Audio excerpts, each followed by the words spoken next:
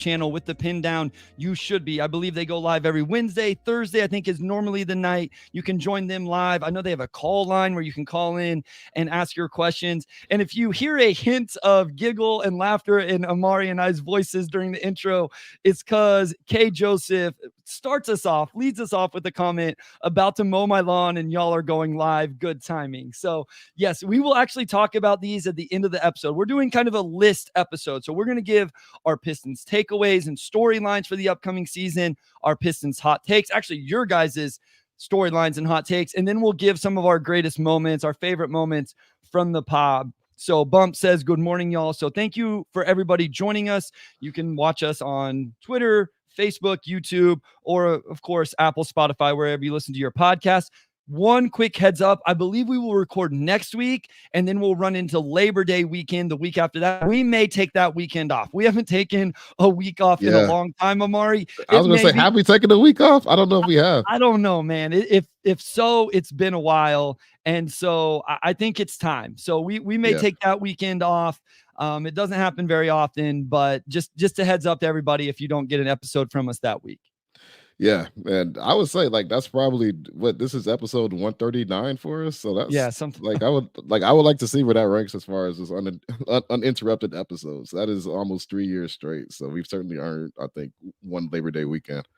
And maybe our listeners as well could do a week without us. Maybe it'll, absence makes the heart grow fonder. Yeah. Exactly. So maybe we'll bring some people back to it that maybe have turned away or so. So what's up from Beijing? 13 hours ahead, Omari. So this is this was one of the things I was trying to think about. So this is something we need to revisit at the end of the pod. Your ability to know what day it is and what time zone people are in.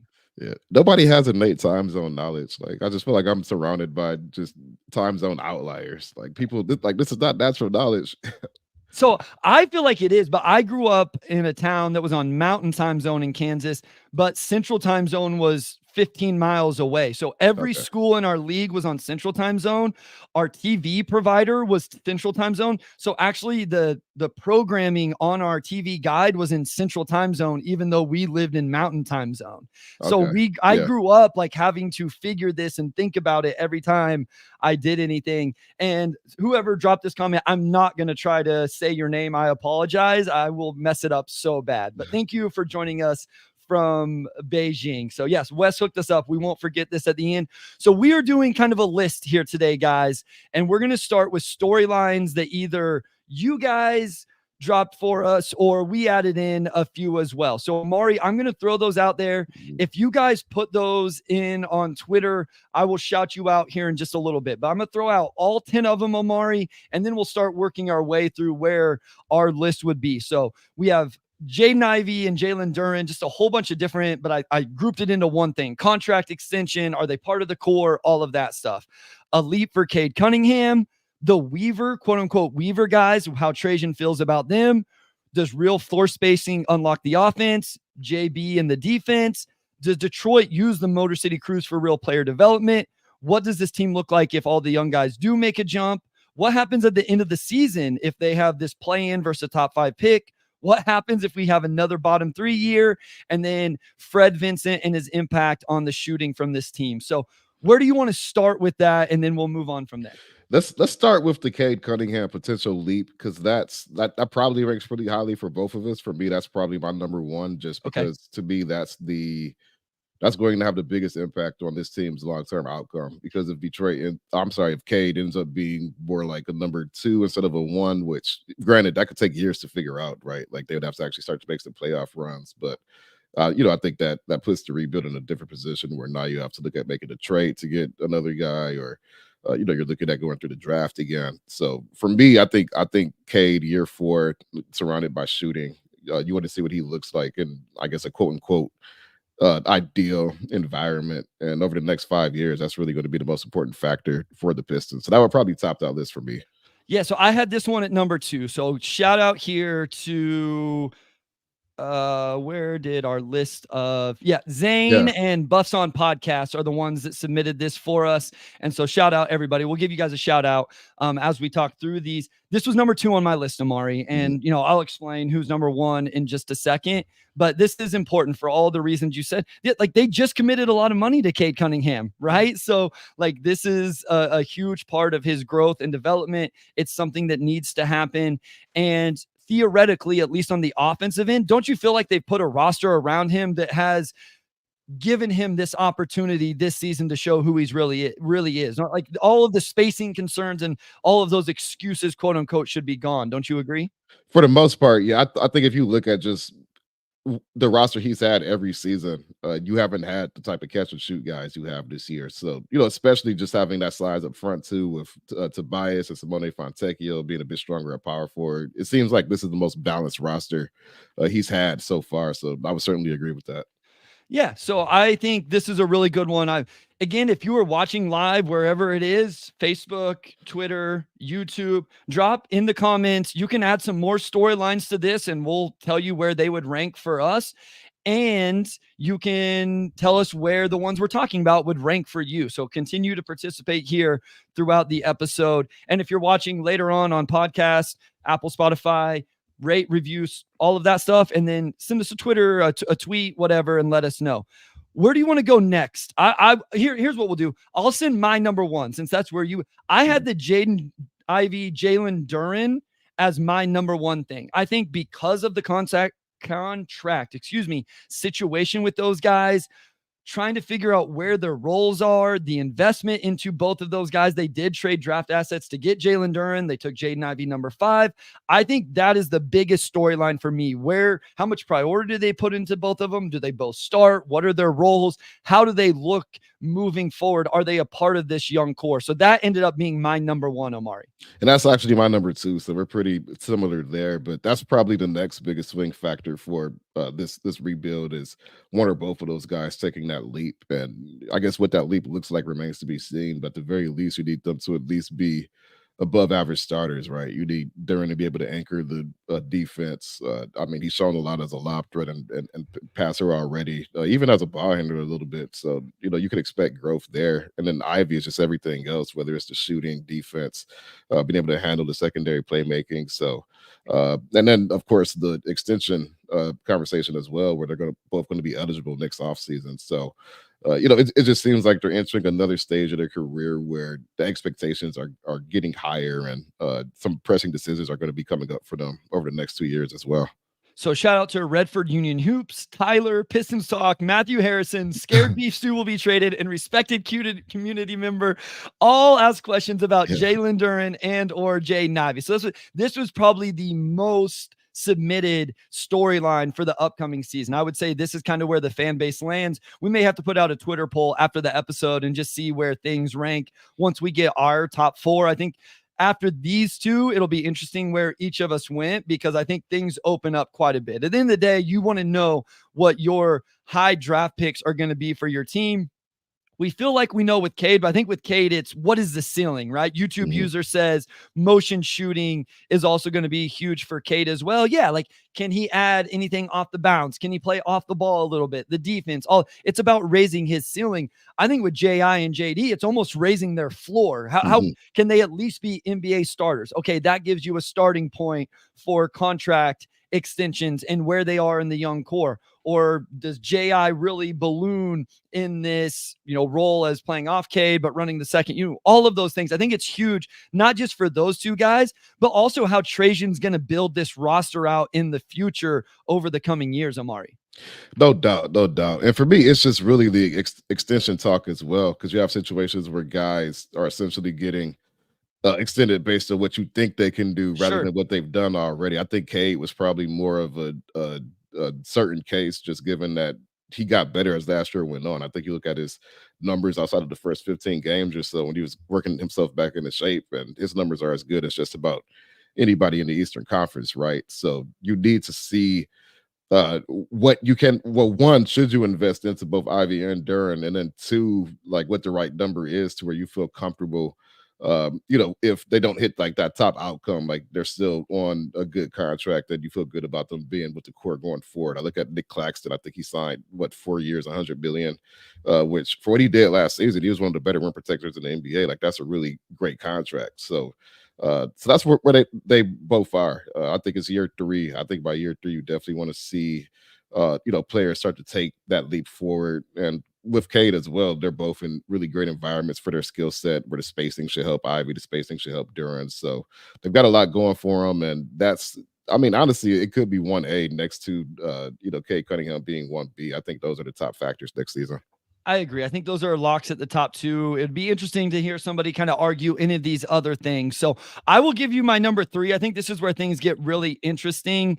I have what does Trajan do with the Weaver guys? I think as you change the guard from one front office to the next, it is interesting how that front office will prioritize. We already saw him take a Quentin Grimes, who I think Troy Weaver had plans for in that trade with the Knicks, and Trajan moved him on. And what was a mover? You didn't return a whole lot. You had Tim Hardaway Jr. on a contract where I think most people would have guessed you get draft capital back. Like maybe you got a second or a couple seconds for Quentin Grimes, but didn't prioritize a potential young two-way wing. What does he think about Marcus Sasser? What does he think about Isaiah Stewart? The guys we just talked about. So that would be number 3 for me, just kind of figuring out Trajan's vision with this roster and some of these guys that are holdovers.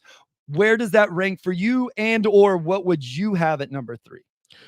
I think that's pretty similar for me as well, because I'd also, encompasses Asar Thompson, right? He was, quote unquote, a Weaver guy. I think he was probably one of the more unique players in this draft class. And I would say definitely the most unique player on this roster, where he gives you something that you don't have, which is really, really strong perimeter defense and athleticism. But the shooting aspect is something that you're going to have to plan around. But outside of Ivy and Duran and Cade, he's probably the other player that most fans would agree has the highest upside on this team. Like if the shot just develops or he tightens the ball handle or this or that.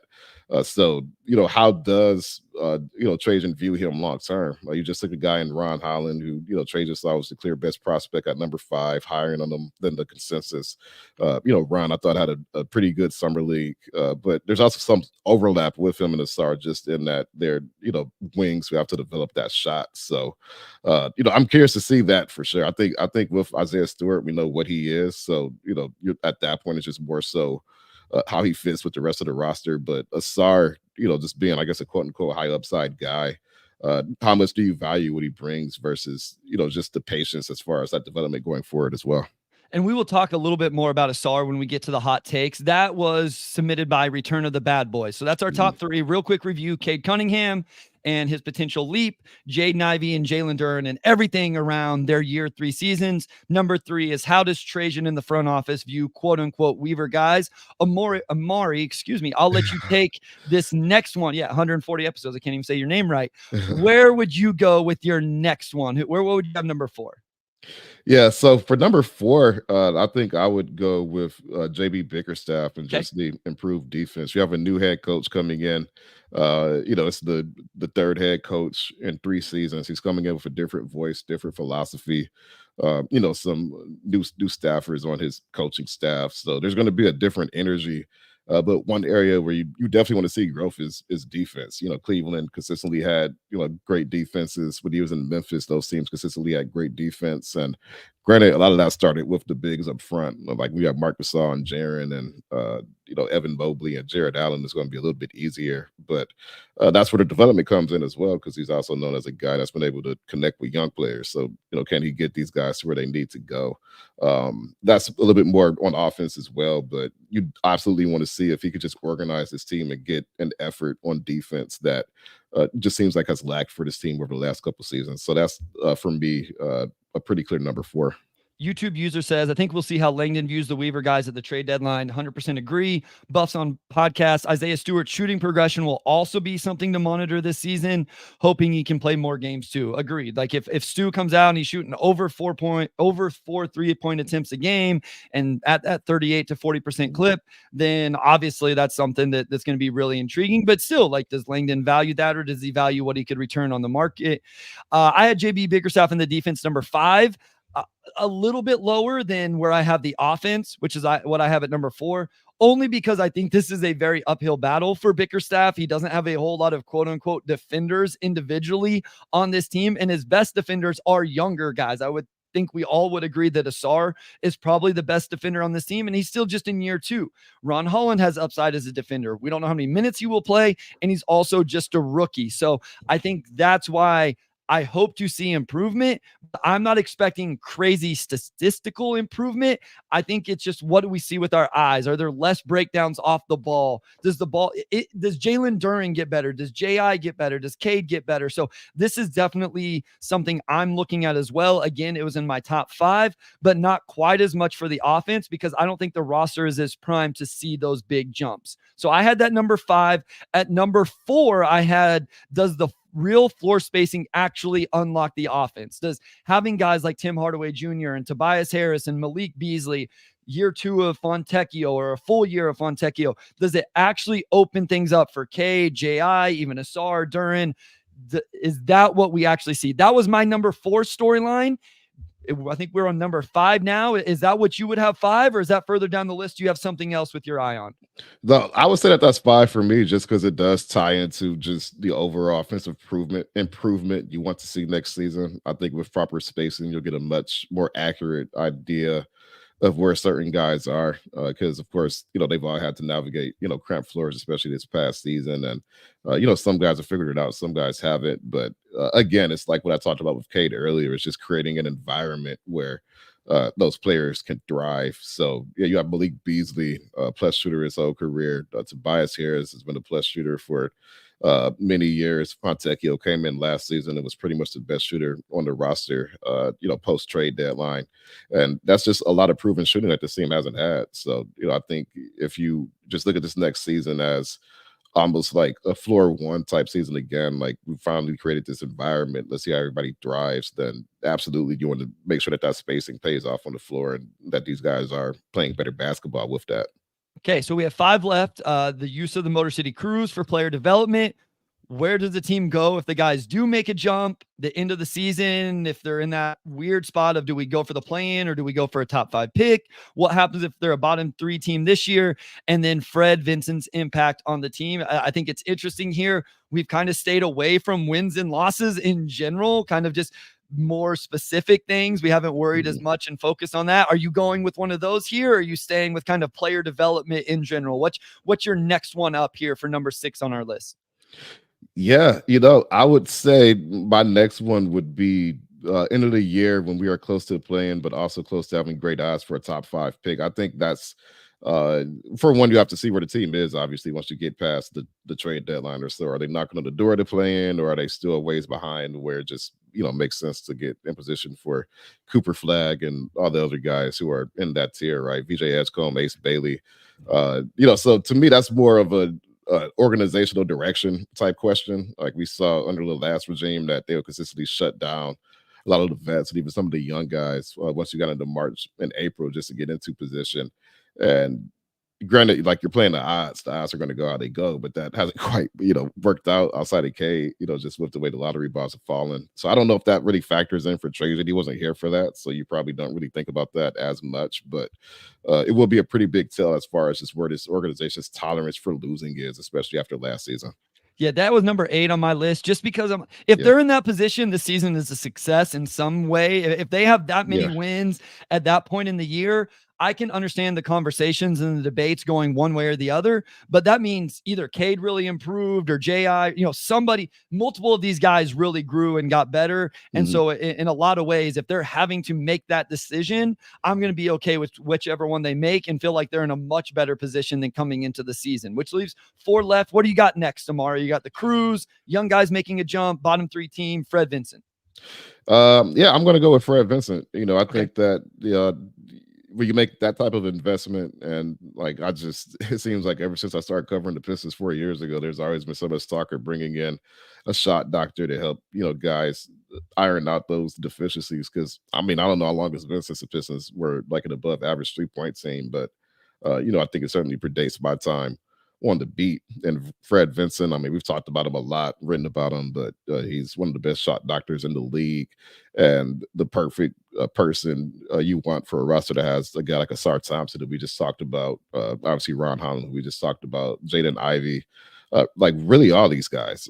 You want to see that he can have the same impact here that he had down in New Orleans, where he worked with Najee Marshall and Lonzo Ball, and like a handful of other players who became plus shooters. So I think that could be a little bit higher on my list if I talk about it than I even led on here. But that's going to be something that over the next year, next 2 years, next 3 years, you want to see the impact of.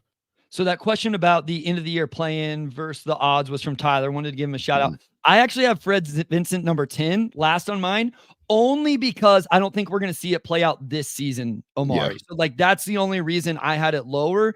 Is this may be like number 1 on my list if we did it 12 months from now. But that's fair. I think the expectation of him completely changing Asar and Ron and J.I.'s shot, all and whoever else people feel like needs it in one off season, I think that's too high of expectation. So I'm not looking for that as much this season. We have 3 more we want to get to here quick before we go to break.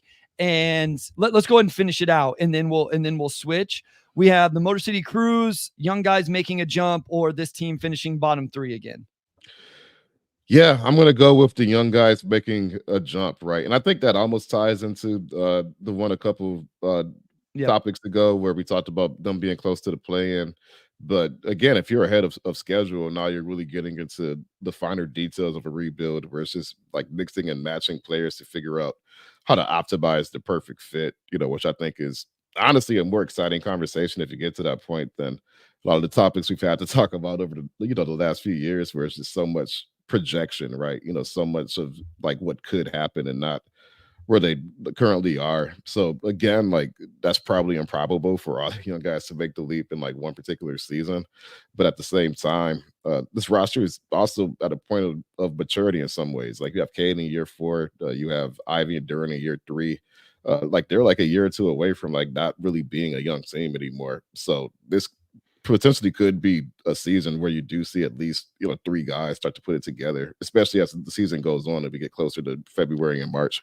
Yeah, so I had this number 7, so similar to where we have it right now. You mentioned, we talked about a little bit. It would be interesting to see where this is go. So that was from Josh Kettlewell, I believe. We have 2 left: the use of the Motor City Cruise or this team finishing bottom 3. Where are you going to finish off with those 2? Yeah, I'm going to go with for my number 9. I'm just going to say what happens if they're a bottom 3 team again this season, which again, like kind of pairs with the earlier topic. But if they're bottom 3 again, then you probably hope that means that something went like disastrously wrong, whether it was an injury you didn't plan for, or just like whatever it may be. You would hope it's not just because they're that bad. It's like the vets forgot how to shoot or something like that, and it just completely like bottom 3, of course, I think would be a pretty tough result, and that's also dependent on how good the rest of the Eastern Conference is. But yeah, if you get to that point, now you're looking at next offseason, like okay, maybe you're looking at doing a whole roster reset again in some level, which like we just went through this again. So what does that look like? But overall, I think that ties into kind of what we talked about earlier, and if it gets to that point, then you got to cross that bridge when you get to it. So that was from Asar Pick and Roll. So that was number 8 on my number 9 on my list, just because I'm like, I don't want that to be a storyline. Maybe I just don't want to speak that into existence.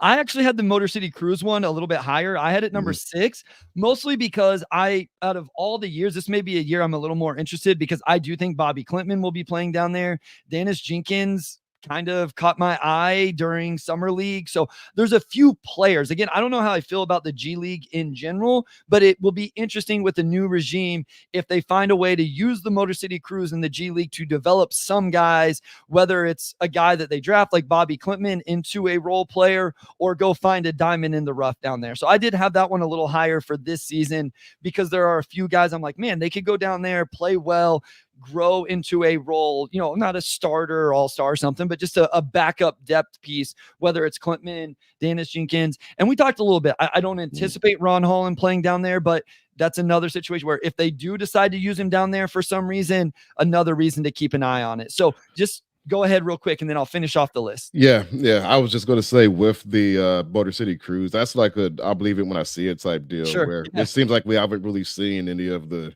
true core guys really spend a lot of time Yep. down there. Even some of the second round picks. I think we saw Saban Lee a little bit.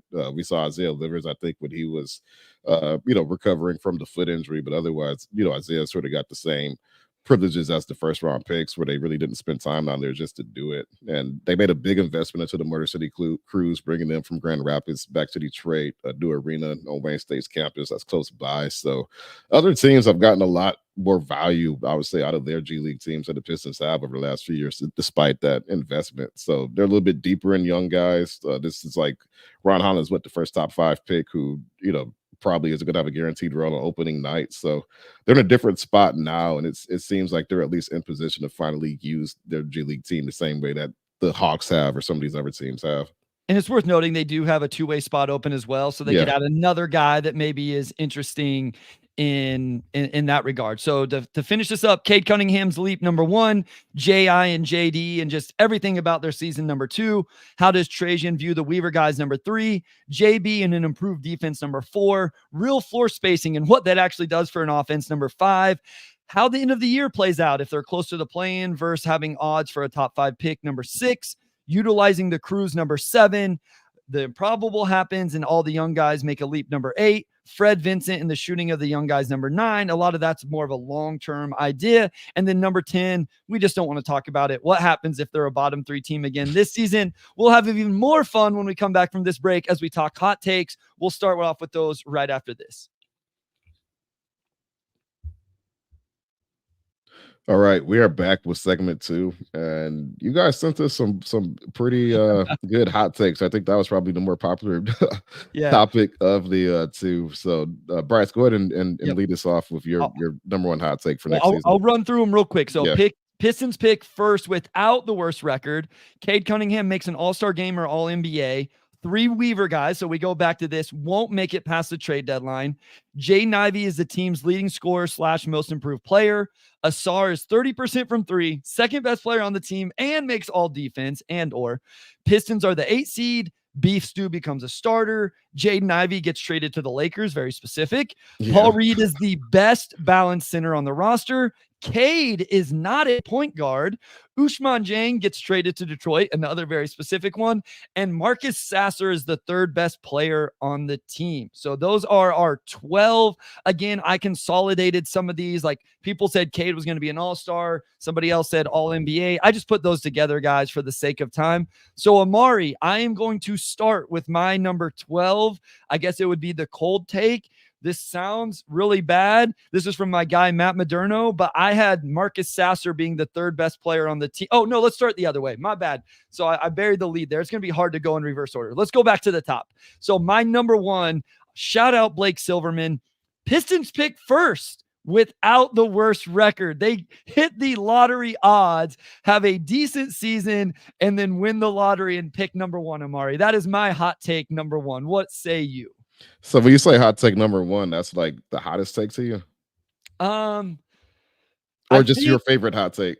I think Wes wanted us to go like the ones that are going to be closest to correct because he's like the coldest takes are the ones that are the worst or the furthest from the truth.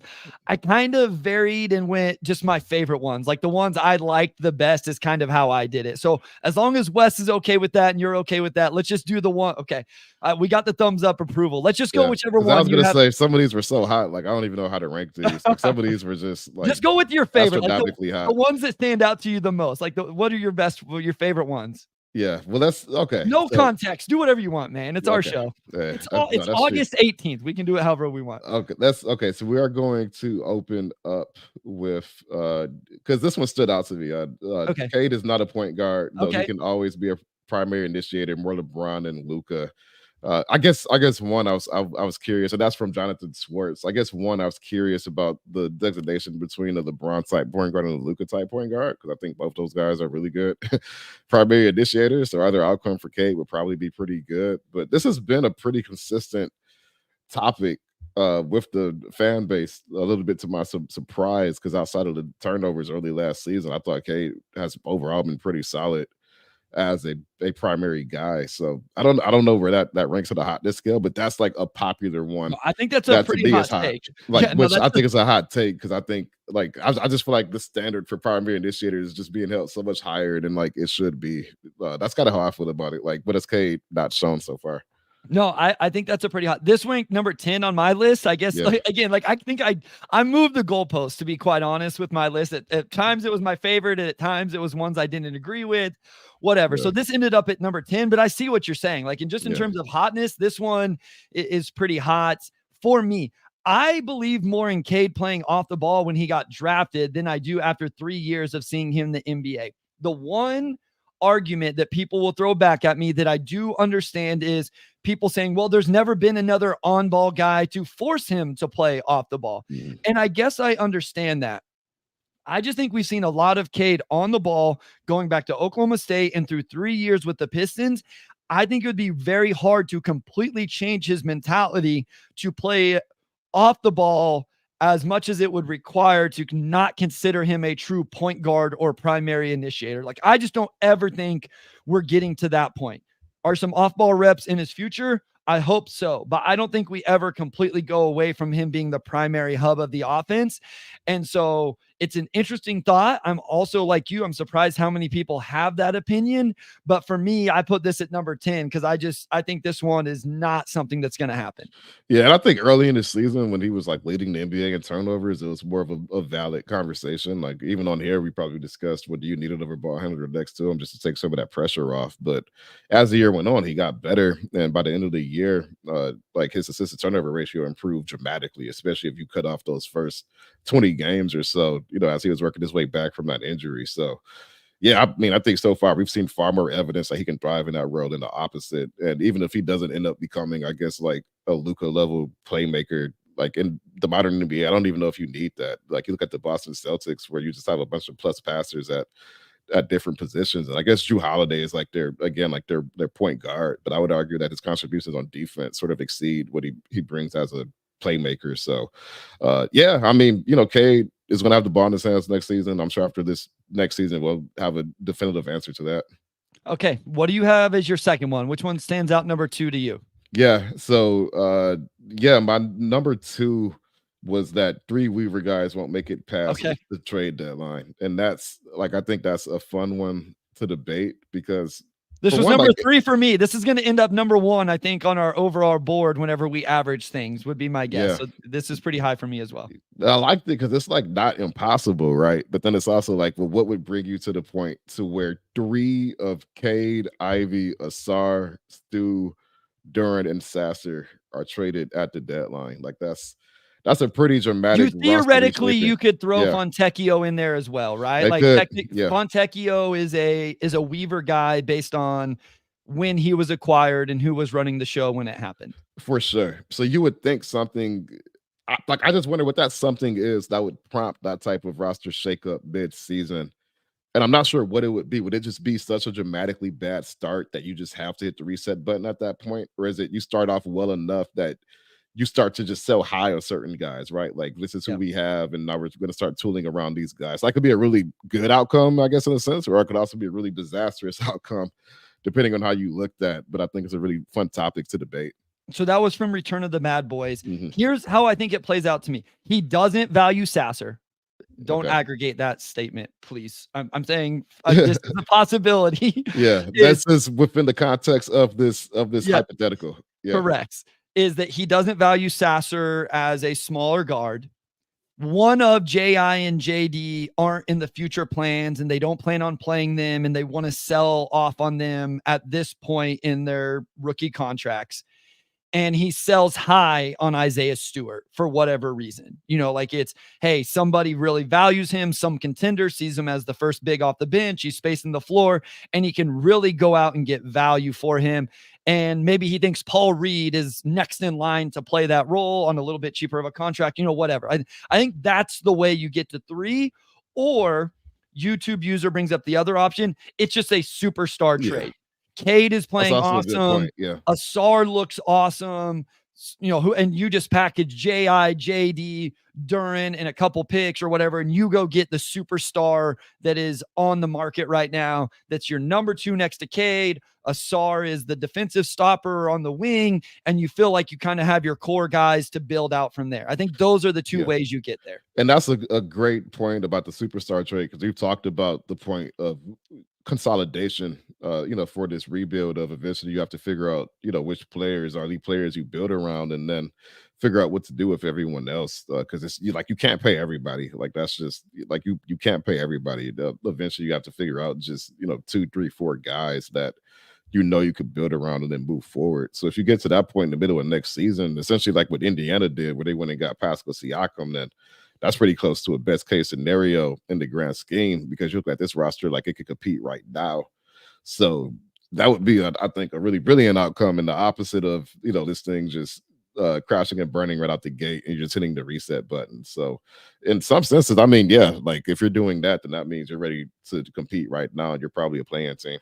Long Live Organic says Markkanen, like just the note there is that wouldn't happen until next offseason. So you can't, you can't make that move during the season. YouTube user says Boston is paying everybody. True, but Boston is also, a title contender for 3 years going on 4. And that tax bill is going to be nasty. Yeah. They are paying everybody, but the Pistons don't need to be doing that right now. If you're going to pay the tax bill, you better know that you have a really good chance to win. So we're down to, I mentioned the Pistons pick first without the worst record. I'm not saying that needs to come up anytime soon for you. Those are the ones we've mentioned. Where would you go next? What would be your number 3 after Cade is not a point guard and 3 Weaver guys won't make it past the deadline? So I would go, and I don't I'm not saying this as a hot take, as I don't think it could happen, because it can, but again, it's another fun outcome, and that's Jaden Ivey is the team's leading scorer. Exclamation point. He put the exclamation point. That really accentuates the take. Jaden Ivey will average 20 plus points per game and will win most improved player. So we got that from 2 people. I say, well, it came. The first part is from one person. The second part is, so Jeffrey Cameron said Ivey's the team's leading scorer. Josh Kettlewell said Jaden Ivey will average 20 and win most improved player. So I mashed them together just from 2 different ones. I had this one number 4 also, Omari. So we're a little bit in lockstep here as we start to move through. Yeah, no doubt, because that's like from day one, and Ivy was seen by some people as being like a top 2 player in that class, which was a really, really strong draft class at the top already. But again, I mean, we talk about it so often. His first step is elite. We've seen hints of the good shooting, the effort that he can have on defense combined with the athleticism. And on paper, he just has so many of the qualities that you want in a modern league guard. And for him, it's just putting it all together. And, of course, a lot of people's takeaway from last season was that he was mismanaged by the coaching staff. And again, going back to clean slates and spacing and everything else, what can Jaden Ivey do this season to really capitalize on the new environment around him? So if he blows up, scores 20 plus points per game, leads the team in scoring, which again, Cade averaged around 24 last season. So, that means Cade's probably taking on more of a playmaking role. But, again, like that still means Ivey's averaging probably at least 21 or 22, right? So to me, that's a really fun outcome. And, again, I think it would also, give credit to the way things were retooled this offseason to give him that chance to drive in a new environment. Yeah, we talked about this, right? As much as we talk about the spacing for Cade Cunningham and what that may mean, it could be more important for Jaden Ivey. And I do think I'm holding out hope that we see J.I. in the role that a lot of us has talked about, which is start off of Cade Cunningham, learn to play those reps, and then get staggered into the second unit, play a little bit more on ball with a little more freedom, a little up tempo, all of that. And I just think that my hope is he plays well. We see the type of player that we talked about whenever he got drafted by the Pistons a couple years ago. And so that's why I ranked this one so high. Is I want it to happen. I'm hoping for it to happen. Jonathan Schwartz says, love Jai, but that take is a reach. I mean, they're hot takes. That's what we're doing here. That's what we're trying to do. So they're supposed to be a reach here, guys. That's kind of what we're doing. I feel like we're very level-headed at the Pistons Pulse. So we get a chance for 40 minutes, 30 minutes on this episode, Omari, to have a little bit of fun and go outside our normal perspectives. Yeah, no doubt, no doubt. So sort of along the same lines as the JI had take, I'm going to pivot to Asar Thompson with the next one. I had this number 5, so we're going in order now. Yeah, well, here we go. Asar will shoot 30% from 3 and is our second best player.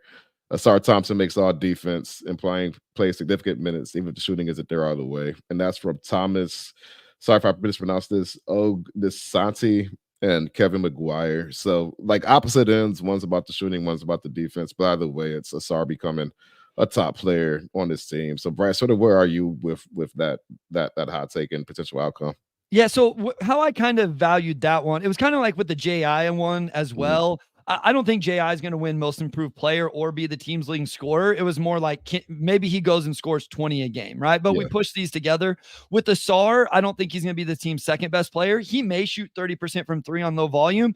It was more that I think the all defense level. I don't think he's going to make all defense because this team's not going to win enough games to do so. And there are some pretty good wing perimeter defenders in the league. But I would like to see that. I think that was the hot take that I was buying into, was Asar showing that level of defense this season. We saw the foundation of it last year and would love to see it continue to grow this season. Yeah, no doubt, no doubt. I think Asar, like again, he's just such a unique player to watch. Like I think last season to see a guy who can essentially operate as a lob threat, in the dunker spot at 6'6". You see the flashes of secondary playmaking. Like he just has a really, really fun game, and and that's the question, right? Could he just be more than a specialist? If he's an all defense level defender, then you probably want to keep him around, and even if the jumper doesn't come for another couple of seasons, you're in good shape. But like I kind of put that one with JI. Like we know Asar has the potential to be that with time. I don't know about next season, but it would also require him to sort of benefit from these environmental changes that they underwent this offseason. All right, so we're 4 or 5 into this one. We're going to take a short break. When we come back, we'll finish off our hot takes and then leave you guys with a few of our favorite moments from the pod. All right, we are back with segment 3. I'm like, where are you at next? Yeah, I was gonna say I kind of want to group these together just because I don't really know how to tackle them, but they're in the same category, and that's JI will be traded to the LA Lakers at the deadline from Coach G, and the Osman Deng trade to the Pistons is going to go crazy from the Uncontested podcast.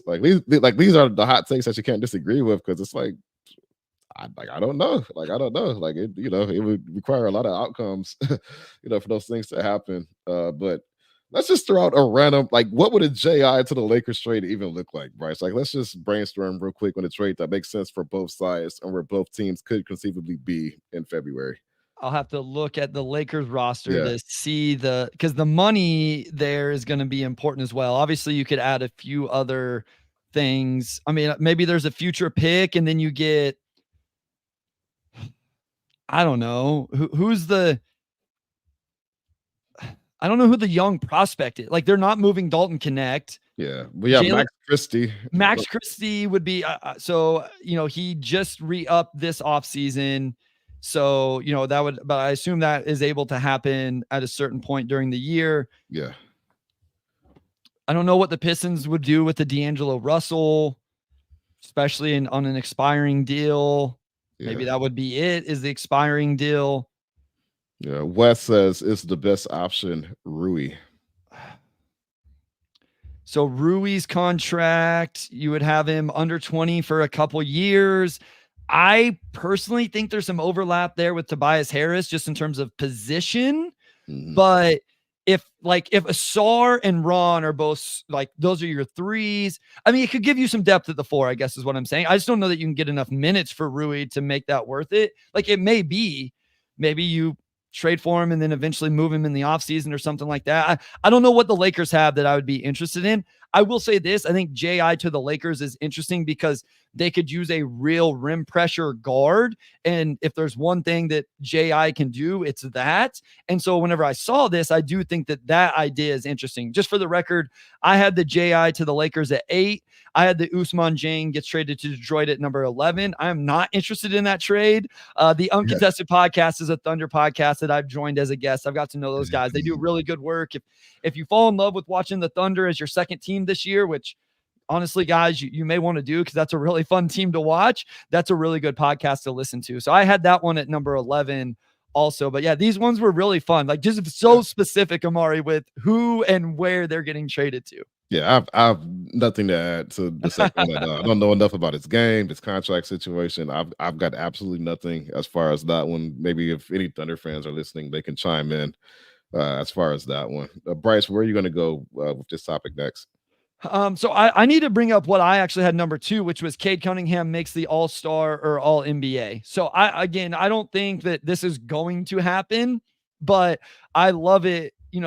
It's kind of like these top 2 ones paired together. The Pistons have a very good season, not the worst record. Cade is like flirting with the All-Star game. Maybe you kind of consider him as an all NBA player. You talk about him being an all NBA guy the next season. And then, as Blake says, then they hit the lottery odds and get the first pick and add Cooper Flagg or VJ Edgecombe or whoever.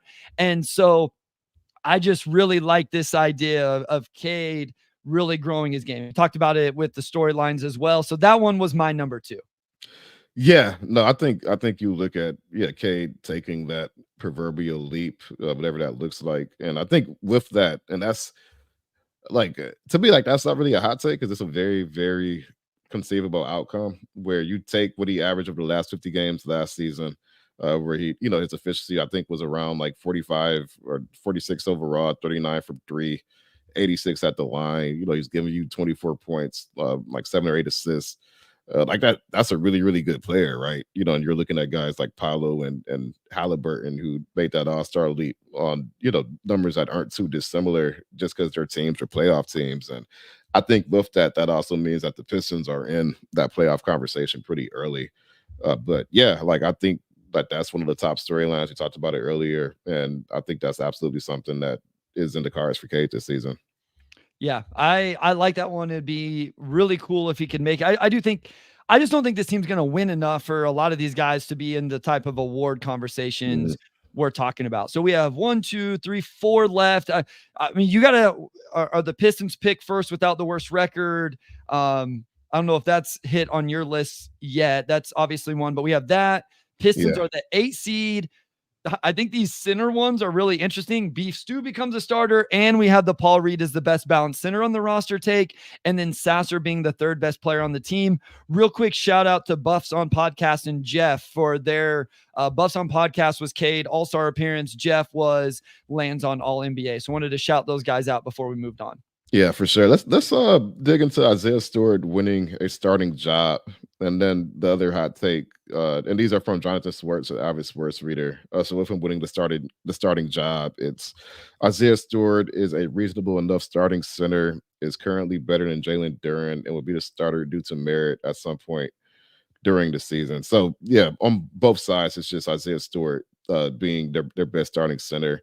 And again, that's like it could be a hot take just because of all I think the hype and expectations that have come with Jalen Duren, but with that, Isaiah Stewart has shown what he can do, and he's continued to shoot the ball better every season. Like, let's say Isaiah Stewart comes back, and in addition to being the best rim protector, he's also shooting 37% from 3 on like solid enough volume to where like they're actually defending him. And now you could go 5 out, right? Like, I think that's a pretty, like fun outcome to an extent, just given that, like, B-ball Paul hit some threes last season, but not on very high volume. I think he only took 57 in like 82 games or something like that. But if Isaiah Stewart can shoot, like really, really shoot the ball, and then we've seen him grow in that area, that could change the conversation in some ways and give JB the type of positional versatility up front that they haven't really had in past seasons. I just continue to push back on this because we finally get Isaiah Stewart in the role that everybody wants and that I think Pistons fan can appreciate him in. And then now we want to move him to the starting lineup, even though it is at his more natural position. I was like, no, I refuse to buy into this. I did put it 7 just because I didn't want to buy into Jaden Ivey getting traded to the Lakers or Paul Reed being a starter over Stu and a couple of the others. but I do not want this to happen. I want Stu to play 82 games off the bench with 80% of his minutes at the 5 and 20% of his minutes at the 4 against certain matchups, but doing exactly what you just talked about, Omari. Like, I wanted to, if he really spaces the floor, I think at times the defense can be a little bit undervalued for Isaiah Stewart. I just don't want him to start because I feel like Pistons fans quickly flip on Isaiah Stewart whenever he's a starter for this team. So let me ask you. So what would have to happen with Isaiah and for Duran for Stu to win that job outright by midseason? That's a really good question. So I think Stu has to really shoot it. You outlined all of that, right? Yeah. He has to like be a real floor spacer that people are truly guarding him. So it has to be on volume as well. It's not just 38, 39%. It's probably on 5 attempts. Like we're talking real volume. I guess I could look up Brook Lopez, how many attempts, what is he having to take to get, guarded. It may not be that many attempts. Yeah, 5 attempts, 4, 6. So right around there, probably around 5 on good percentage. I think it would have to be more than that, though. I think Duran would have to be that bad. Not only do I think Duran would have to show no growth on the defensive end, I think there would have to be regression somewhere else. Like he just doesn't have the motor on the boards, or completely loses his touch, or he's turning the ball over all the time because he's trying to do too much. Or Jonathan brings up an interesting, if Asar is a starter, Stu makes a lot more sense. Yeah. That is a take that I agree with in terms of if Trajan, JB, and the organization value Asar more than Duran and getting Asar into the starting lineup, that could be a situation where then you start Stu over Duran. That's really interesting. Yeah, Bryce brings up a point. If Wes brings up a point, if Stu shoots the same percentage as he did last season or similar volume, but plays most of his minutes at the 5 instead of the 4, is it possible that he gets guarded like a floor spacing 5 instead of a 4 who can't dribble? And to that, I was like, actually looked at Brook Lopez's numbers here. From 2017 until this past season, Brook Lopez is averaging 4.9 threes on 35.2% shooting. And that's a floor spacing big, right? 5 threes, 35%. Isaiah Stewart could probably do that because he was pretty close to that last season, right? No, I think Wes brings up a good point. Yeah. We're talking about a different position now where that floor spacing is, you're asking somebody much bigger to guard that guy that's not as comfortable chasing on the perimeter, like all the things that go with being a 5 over being the 4. The issue with Stu last year at the 4 was he couldn't dribble and make the plays necessary to attack closeouts and all of those things. So maybe the volume is close enough. It was 3.8, 38% in 46 games. I think that percentage is more than good enough. If it's 4.5 attempts, I think that's probably good enough. Maybe we have to normalize for minutes too. Now that I think about it, because I would assume true. Brooks playing more minutes than Stu. Yeah, so per 36, it was 4.4 for Isaiah Stewart. I don't have Brooks. I'm actually about to check his reference right now. Hold up. Yeah, so Brook Lopez per 36 since 2017 is it's significantly higher. Yeah, it is higher. Yeah, 6.3. Okay. So over the last, this would be the last since 2017 per 36, he's averaged 6.3 attempts. Yeah. Stu last year and per 36 averaged 4.4. Yeah. Okay. So there's still a pretty good volume gap there. Yeah, but I don't think it has to be crazy. I still think ultimately if Stu or B-Ball Paul or whoever is in the starting lineup, I think it says more about either Duran or Asar Thompson. And Long Live Organic says Asar can start with Duran, but he can't with Ivy. Has to be either Tech or Beasley. I will slightly disagree here. I think it goes back to complete non-shooters versus bad shooters. And that's why I think if Asar and Duran is the combination that's the toughest to make work. That's just my opinion there. Let's get to the last few of these, Omari. Yeah. I was going to say we could just stick with the centers. Paul Reed is the best balanced option on the roster. B-Ball Paul is going to end up being a much better signing than people think right now. And that's from Detroit Van Doe. Nice pun. And L Blouses. So we got 2 of these with B-Ball Paul supporters. Yeah. Like we've talked about Paul Reed, but I feel like there's like Paul Reed discussion on the table that we haven't tackled. So what would have to happen for Paul Reed to carve out that type of reputation next season? I think Stu has to get traded, or they Okay. inexplicably play him at the 4 off the bench, which just doesn't make any sense to me. Again, there's certain lineups where I can see those guys playing together, but Yeah. it's not something I'm crazy interested in. Or here's where it could happen, I guess, is the injury situation. We talked about Isaiah Stewart and the injuries. We've talked about Duren and his injury. I think B-Ball Paul is going to play games. He's going to get minutes as the third center. I just don't see him being the second center until either Stewart is traded, some sort of crazy long-term injury, or something like that. So Here's I a think that, hypothetical real quick. yep. Hypothetical. What if B-Ball Paul and Isaiah Stewart prove to be similar types of shooters next season? Yeah, I mean, you At could what play point him. does that debate change? Yeah. Yeah, I mean, you can play them together. My thing is, I just don't think there's that many minutes at the 4. Yeah. I've said this Tobias is playing 30 minutes a night. So that Yeah. you're down to 18 already. He's played 70 plus games the last 5 years. You want to play Asar at the 4 at times. I think Fontecchio is going to play at 4 at the time. I don't think there's that many minutes left at the 4 is my thing. So and they would also require Duren not losing any minutes at the 5, of course. yeah. So Okay. I think he will play. Like, I think you can have him as your third center and him get minutes. But so Wes adds, like, this is, I think, the nature of the question, or the hot take was that Paul Reed's the best of both worlds, offensively and defensively. Wes says, what is Paul Reed is the best rim protector on the team? Like, is that something that ends up happening? Like, it's possible, because Duren just isn't. Isaiah Stewart is a little bit smaller. I think he's better than what the block numbers show. But yeah, I think there's a chance. I just don't think that they're going to prioritize him over Jalen Duren. And I think you're either going to play Isaiah Stewart because you think he's part of it, or you're going to play Isaiah Stewart to showcase him to other teams to eventually trade him. All right, I like that. We have a couple more. All right, Pistons sneak into the 8th seed.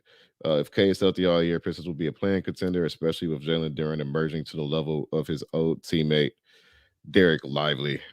There's a couple things going there, and that's from Tyler and Kev. So essentially, are they going to are they essentially going to sneak into the play-in? Yeah, and we could kind of group that with Duren becoming like Derek Lively, which like plus rim protector, like lab threat, like and the perfect role.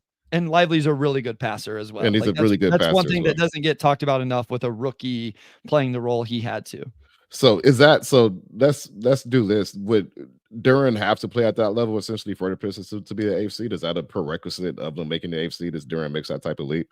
I think if this team makes a play, it's because they make a huge jump on offense. Like, I'm just not counting on this defense being overly good. If they make the play in, it's because the East isn't very good once you get past the top teams, injuries, those type of things. And the offense is, 10 to 15 because the real floor spacing and those guys make shots. Tobias plays really good in the regular season. Cade and J.I. go crazy with that floor spacing around him. Like, that's how I envision. It's not because Jalen Duren becomes a Derek Lively level defender or something like that. Like, I would love that. I just don't think that's what is the path. No doubt. And Wes says, I second that one. So they would be closer to the Pacers than the Magic is what you're saying. No, like, that's what YouTube users like saying that I just said they're going to play the fastest in the NBA. Like, that's not what I'm saying. I didn't say they're the number one offense in the NBA. I said that they have good enough floor spacing that they go and they're middle of the pack. I didn't say the best. When I like top offense, it's more so in that they would make it because of offense instead of defense. Yeah. Like, yes. So like that's again, and we aren't the Pacers because we're not talking about making to the conference finals. Like, or I'm saying they make the play in. I'm not saying they make the playoffs. They make the play in because they're a middle of the pack offense.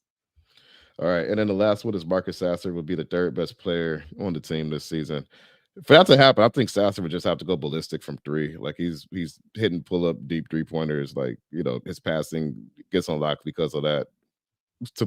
For shots to be number 3, like, what would you have to see from him? And of course, that probably also assumes that a lot of guys like regress or just kind of stagnate as well. Yeah, this was from our guy Matt Moderno, really good friend. I can't think that Marcus Sasser is going to be the third best player on the team when I don't think Marcus Sasser is in the rotation right now. So that would be quite the leap. So I had this toward the bottom. Yeah, for sure. But again, it's the hot takes, and we're here for the hypotheticals, right?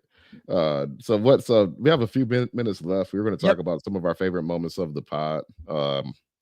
What was like our first like running joke? Like I feel like we've had so many different running jokes, but was the food the first one when we had Laz on a couple summers ago? Food has to be, yeah, I think food was the first one that really got going. That was early on. I don't know, remember what the first food was, but yes, that had to have been the first one, right? I think that was the first one. I think that was the first one for sure. I don't even know how we got on that topic. The first running joke actually was the chips on sandwiches. Oh, yes, that was the first one. Yep, you're right. Yep, that was the first one. And then and Bright, yeah, Wes actually said that at the exact same time. Chips on the sandwiches. So, yeah, so that was fun, Which and I we've still since moved on. refuse. And we've since Okay, moved on to real more quick, mature topics like lawn care. Real quick. Atlanta Hawks last year finished number 10 in the East. The Atlanta Hawks were number 12 in offensive rating, and the Atlanta Hawks were number 27 in defensive rating. So, so you just see them being like very middle of the pack, not necessarily one extreme or the other. Yeah, and that's what I said from the start. Yeah. I didn't say they were going to be a top 5 offense. I said they would be like 10 to 15. Oh, but who said? YouTube user said they aren't the Pacers. Okay. Yeah, he yelled at me because I was talking like they're the Pacers, and then he said that a middle of the pack offense with the same terrible defense doesn't get you to the play-in. All I'm saying is I think in the Eastern Conference, not in the Western Conference, but in the Eastern Conference, I think it could. That's all I'm saying. And the Hawks had what? You said they were 13 in offense and they were 27th in defense. Yeah. And they were 12th in offense. So so that's pretty dead on. Yeah. All right. Sorry. Just had to, I was like, okay, maybe if I couldn't find an example, I would admit my incorrectness. Is that a word? Yeah. Is that a phrase? Incorrectness. That is a phrase. Can't be right. Yeah. Sure. But where were the Pacers? Like now I'm wondering like where the Pacers were. Yeah. So the Pacers, and again, I'm not saying they were going to make a run to the finals. You're right. Indiana Pacers were 2nd in offense and 24th in defense. Okay. Yeah. And that's the difference between, like making the Eastern Conference finals and not, obviously. So, yeah. Okay. Yeah. Well, there you go. Hey, that's also a one season example. Like you could probably go through every single year and not find a single one also, like another example. So, yeah, that's true. I don't know if we have time for the favorite moments. We might have to save that one. Let's save the favorite moments we'll have some time on some future pods to get into it in segment 3. So, chips on the sandwich does not make any sense. Okay, hold on. What's your opinion on salt and vinegar chips? No. Because those are the best ones. Wes gave an immediate thumbs up because those are the best ones. I'm not even a real big chips on sandwiches guy, but that's like the best. Wait, are you just saying in general, or those are the ones you have to put on sandwiches? Or both? Those are probably my favorite in general, but specifically for sandwiches, they are just absolutely top tier. So I will, and I've made that realization since we had that topic like 2 years ago. So I just wanted to put that out there. If you are a chips, salt and vinegar fan, please let me know on Twitter because I'm just really passionate about this hive right now. So Steven Suggs says jalapeno chips on hot dogs at the exact same time that, well, Wes, you said jalapeno chips. Why are you giving it a thumbs down? Maybe it's just the hot dog portion of it. Maybe it's just a hot dog. Okay. That's a whole different topic. I'm a hot dog hater, so that's a whole different topic for another day. In general? Not in general, more so like I would just never go like buy a hot dog at a restaurant or at like if I want a hot dog, it's like a wait. So you don't subscribe to Coney dogs there in Detroit? Like, isn't this a thing? Yeah, I'm not. I've had maybe Coney dogs once the entire time I've been here in 4 years. I'm not a big Coney dog fan. I'm not. Wow, if you do not get tweeted at for this, I'm gonna be pissed because this is the most disrespectful Detroit food take that has ever happened on the Pistons Pulse. I actually have a Coney take that's really going to send people into a tizzy, but I'm gonna save that one for a later day because we're already way past time. But I'm gonna save that for another day. The Coney dog discussion is a whole nother day. That's a whole nother discussion. We just got a heart on Facebook. Somebody agrees with me. Wes says mustard goes on hot dogs, no chips, no ketchup. Which I can't agree with that either. Absolutely, ketchup goes on hot dog. Okay. Well, we're going to come back. Real people from Detroit don't eat Coney dogs? What? Ooh, relaxing. Hey, there we go. There we go. Hey, I'm telling you, this is What gonna be is a contentious. going This is gonna on? be a contentious topic. I Like, went to Detroit for my second time, and everybody's like, "You gotta eat Coney dog. You gotta go to Coney dog. You gotta." Well, yes, ketchup is childish, just like my mac and cheese out of box. Like, obviously, I have childish food takes, but I am pro Coney Island, not necessarily pro Coney Dog. Like, there are layers to this discussion. oh my gosh. Okay, so we will be back next week All right, with we an will come back. episode, and then we will be off a week after that. But we'll be back next week. I don't know what we're going to talk about just yet, but I will promise you that in segment 3, we will give our favorite moments from the pod and maybe just discuss Coney dogs versus ketchup versus mustard versus I don't know what else. So we will We do may need that a next. Coney Dog panel. Yeah, we We're need gonna to talk about this. I will send out a poll on Twitter before we get to that episode so we can get everybody's thoughts. As All right. always, thank you everybody who joined in. We appreciate you, the engagement in the chat, whether we agree, disagree, or otherwise. Hopefully, you guys had fun with this. Again, it's hot takes, guys. It's storylines. It was supposed to be fun and engaging in that way. So hopefully you enjoyed it. If you're listening on podcast, rate, review, subscribe, all of that. If you're on Facebook, Twitter, YouTube, wherever you're watching, thank you so much. We'll be back next week.